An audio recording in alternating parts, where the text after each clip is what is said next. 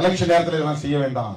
அதிருப்தியாளர்கள் அங்க போவாங்க, அங்க போவோம் இங்க போவாங்கன்னா இவ்வளவு காலம் அவன் பதறா இருந்திருக்கிறான்னு அர்த்தம். நல்ல விளைந்த தானியமா இல்லைன்னு அர்த்தம்.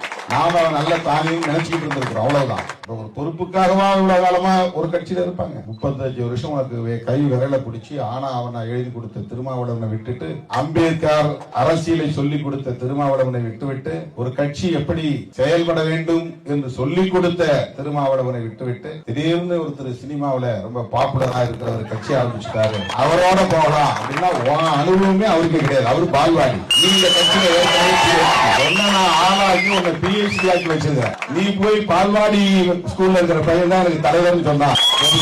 LKG படிக்கிற பிள்ளை தான் எனக்கு தலைவர் அப்படின்னா, நீ இத்தனை வருஷம் PhD பண்ணதுல ஒன்னும் அர்த்தமே இல்லாம போகுது. டாக்டரேட் வாங்கினதுல அர்த்தமே இல்லாம, உனக்கு இருக்கிற அனுபவமே அவருக்கு கிடையாது. இனிமே தானே அவர் அரசியல் கத்துக்கணும். நீ போய் அங்க அவங்க சொல்லிக் கொடுக்கணும். இங்கே ஒவ்வொருவரும் தலைவர்களாக வளர்ந்து வருகிறார்கள்.